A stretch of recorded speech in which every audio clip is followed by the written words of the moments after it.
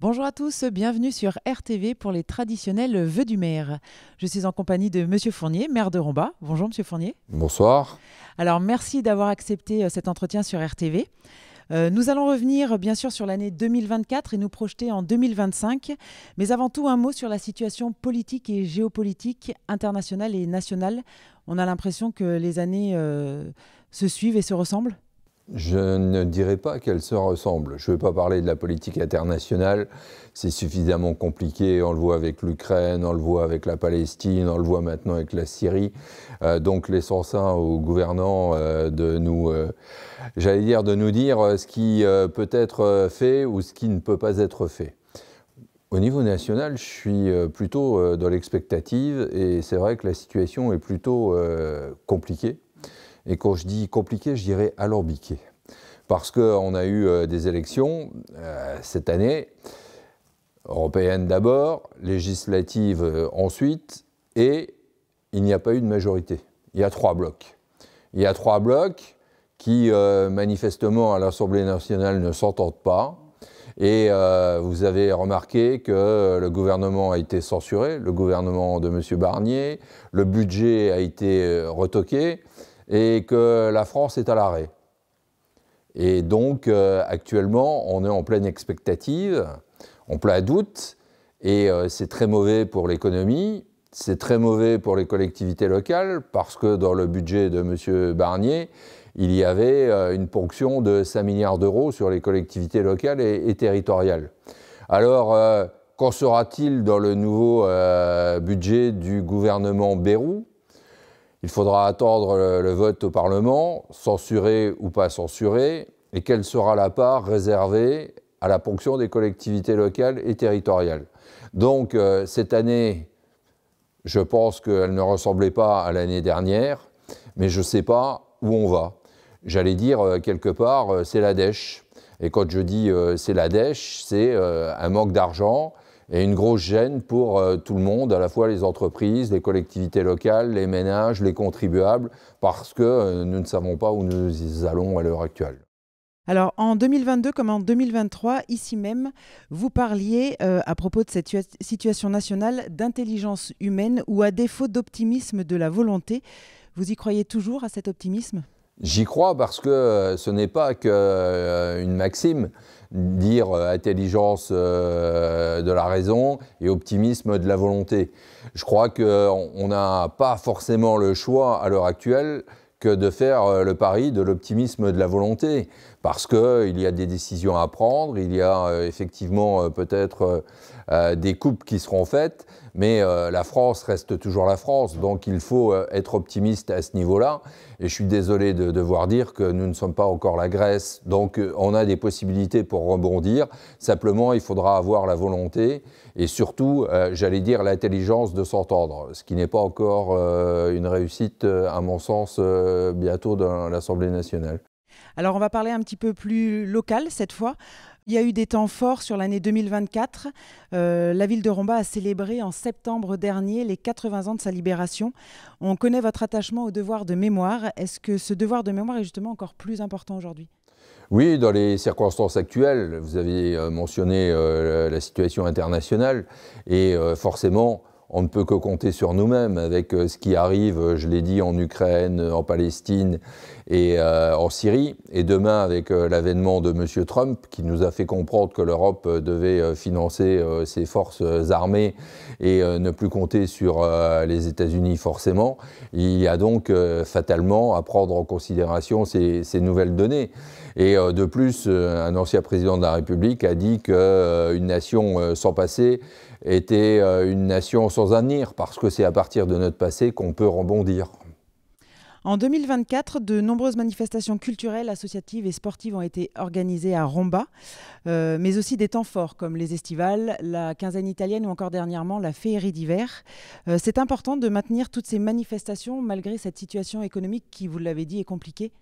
Je crois que c'est important parce que tous ces événements, à la fois culturels et festifs, participent à essayer d'endiguer la morosité, la sinistrose et même le côté anxiogène que nos concitoyens peuvent ressentir à l'annonce des annonces gouvernementales, sur l'économie, sur l'international, avec tout ce qu'ils voient à la télévision.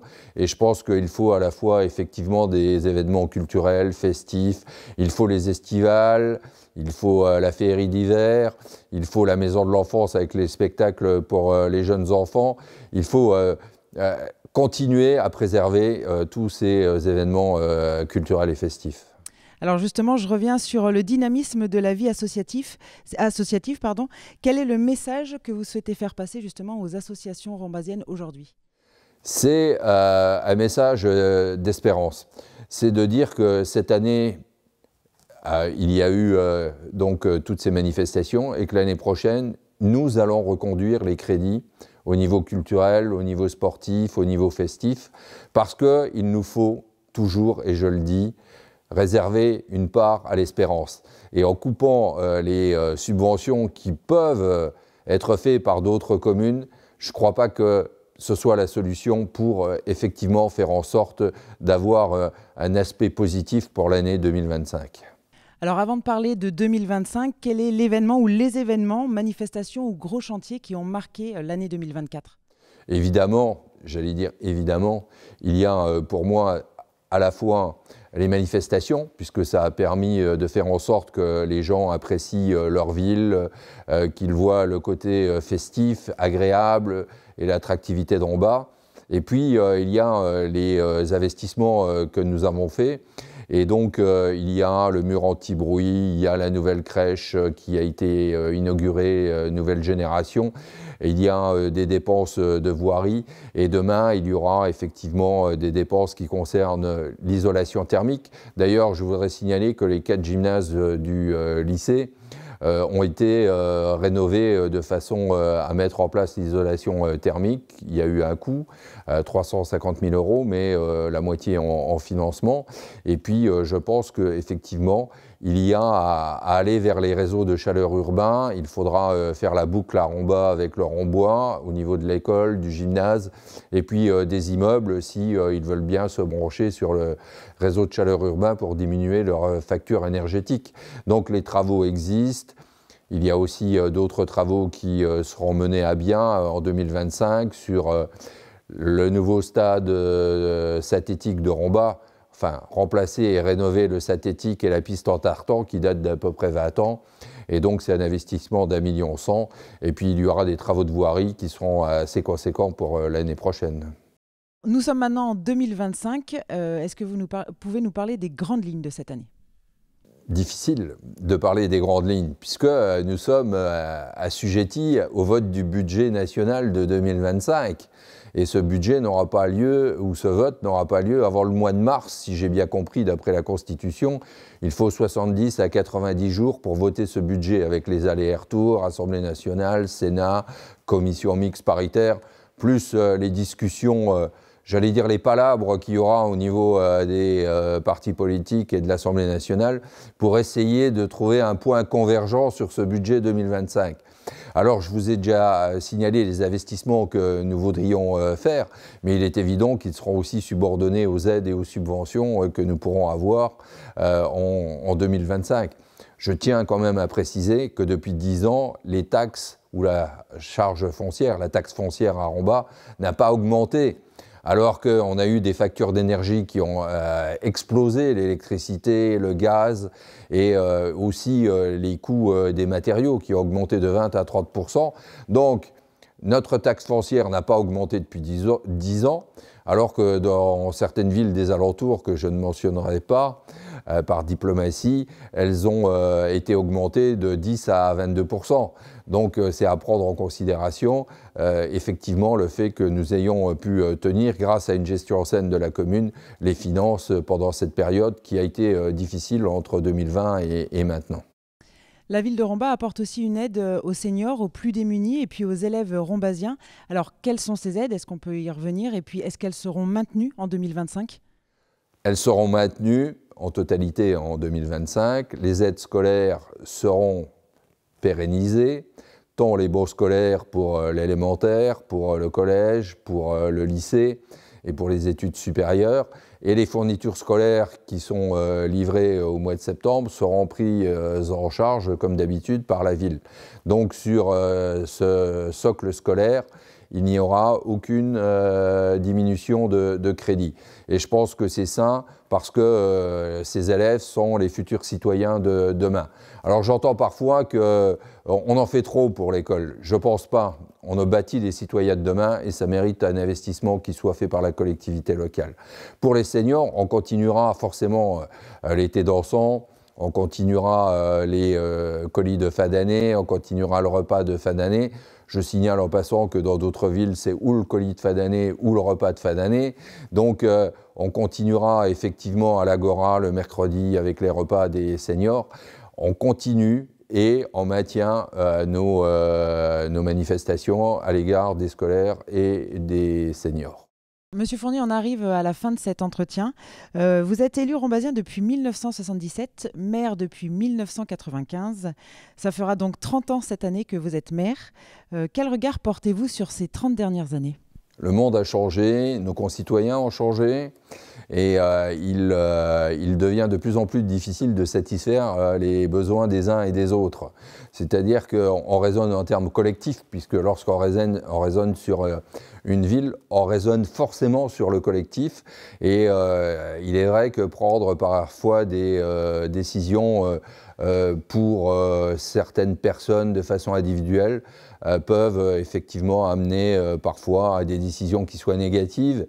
Et ces décisions-là, je comprends qu'elles soient mal reçues, mais quand on décide pour la communauté, on ne décide pas forcément pour un ou deux ou trois habitants, et on est obligé d'en tenir compte dans l'attractivité de la ville, dans le bâti, dans la construction, et ces décisions reposent sur l'acceptation du plus grand nombre. Alors, on rentre dans une année préélectorale. Comme chaque fois, il n'y aura pas de vœux du maire l'année prochaine sur RTV. Alors, on profite de cette interview pour vous poser la question, est-ce que vous allez repartir pour un 7e mandat ? Je crois que vous êtes optimiste parce que moi j'ai compté que si je repartais, et je mets bien si je repartais, ça serait que le 6e, si j'ai bien compté. Et donc j'augure de votre appréciation, 7e. Ça nous mènerait en 2038. Croyez-moi, 2038, j'y pense pas trop parce que c'est un peu loin. Mais merci de préfigurer déjà un 7e mandat. Je vous remercie beaucoup. Bon alors pour le 6e. Pour le 6e. Donc vous revenez à croix en dessous. Je ne peux pas répondre à cette question pour une simple raison. Il faut disposer de ces neurones, d'un état physique qui soit impeccable, parce que les charges sont lourdes. Mais a priori, si je vous dis qu'en 2038, je serai plus forcément en fonction, mais entre 2038, il y a 2026, 2032, et donc d'une manière ou d'une autre, pour boucler tous les gros projets que vous avez évoqués, il faut toujours avoir une continuité républicaine. Donc je ne réponds pas à votre question sur la forme, mais sur le fond, vous sous-entendez ce que j'ai bien essayé de faire passer. Il y a une continuité à bâtir, et surtout à faire en sorte que demain, on soit placé dans le 21e siècle. Alors, Monsieur Fournier, pour terminer, je vous propose un petit quiz rapide. Je vais vous donner un mot et vous devez me répondre, vous aussi, en un seul mot ou en une phrase, le plus rapidement possible. Vous êtes prêts ? Je vais essayer. Monsieur Bayrou. Monsieur Bayrou. Monsieur Bayrou, je réfléchis parce qu'il parle beaucoup de Pau, qu'il a été maire de Pau, qu'il est maire de Pau, le Pays Basque, terroir. Ok. Votre livre de chevet. Mon livre de chevet. Actuellement, je lis plutôt des livres policiers. Et donc, je suis plutôt dans le romanesque policier, mais qui parle aussi beaucoup des problèmes de société. D'accord. Votre plus belle citation? J'en ai plusieurs. Mais une, actuellement, par le tumulte que nous vivons, c'est « Le vent se lève, il faut tenter de vivre ». Et elle est de Paul Valéry. Okay. Les panneaux lumineux. C'est important. C'est important parce que ça met en valeur une ville, ça retrace toute l'histoire de l'année, ça permet de valoriser ses atouts, ça permet de mettre en place et de valoriser la féerie d'hiver, le Fonds Saint-Martin. Et puis c'est une information qui est destinée à nos concitoyens, une information locale, donc sur les associations, elle est surtout vers les associations, vers les citoyens. Et je crois que c'est ce qu'on appelle mettre en place tous les moyens de communication envers nos habitants et vers nos citoyens. Donc c'est important. L'année 2025. Complexité. La 4e fleur. Très bien, ça va faire 25 ans que nous avons la 4e fleur. Et je voudrais effectivement féliciter M. Perrin, mais son prédécesseur, M. Bell, qui ont participé à cette 4e fleur.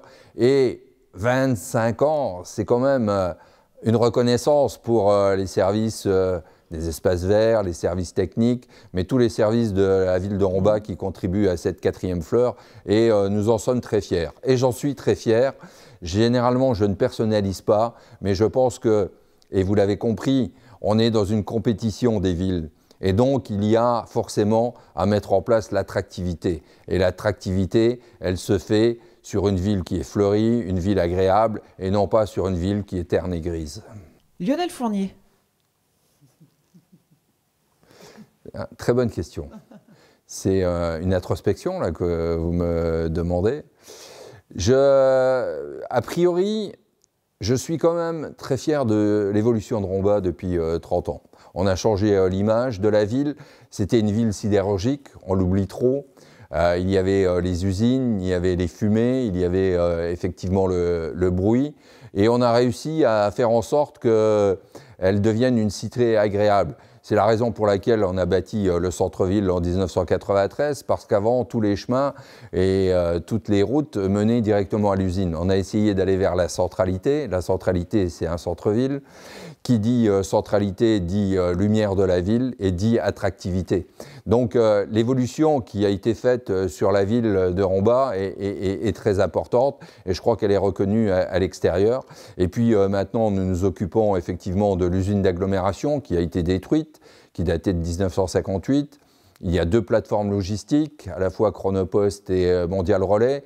Demain, il y aura des maisons, il y aura des espaces verts. C'est pour moi une règle de 1 tiers, 1 tiers, 1 tiers. C'est-à-dire sur une friche industrielle, 1 tiers d'implantation économique, parce qu'il faut que les gens travaillent, y compris sur place, 1 tiers d'habitation et 1 tiers d'espaces verts pour qu'on puisse aérer les constructions et non pas les surdensifier. Monsieur Fournier, merci d'avoir répondu à toutes nos questions. Pour terminer cet entretien, un dernier mot à nos téléspectateurs. Qu'est-ce que vous aimeriez souhaiter aux Rombasiens pour cette nouvelle année? J'aimerais leur dire, mais du fond du cœur, et leur souhaiter une bonne année. Une année de bonheur et de santé. Et je sais que dans le monde actuel, ce sont des mots qui, pour certains, ne veulent peut-être rien dire. Mais je pense que c'est important de se fixer comme point le bonheur et la santé. Et puis, il y a une phrase et un message d'espoir qui est la citation de Antoine de Saint-Exupéry, qui dit « Dans la vie, il n'y a pas de solution. Il y a des forces en marche, il faut les créer, et les solutions suivent. » C'est tiré de Saint-Exupéry, de son livre « Vol de nuit » de 1931. Et Antoine de Saint-Exupéry nous a donné une leçon, c'est qu'on peut même franchir la cordillère des Andes avec des avions qui étaient pour le moins expérimentaux à l'époque. Et je crois que dans la vie, il faut avoir comme message, et c'est peut-être celui que je cherche à faire passer, le pire n'est jamais sûr et l'imprévu est toujours possible. Monsieur Fournier, merci et bonne année à vous. À vous aussi, bonne année. J'allais surtout dire une année de bonheur, de santé et de pleine réussite dans tous vos projets. Merci beaucoup. Et puis, bonne année aussi à nos téléspectateurs et téléspectatrices. On vous remercie pour votre fidélité et on vous rappelle que vous pouvez retrouver cette interview ainsi que l'intégralité de nos reportages et de nos infos sur notre site internet rombattv.com. Voilà, cette émission est terminée. On vous souhaite encore une bonne année et on vous dit à bientôt sur RTV. Salut!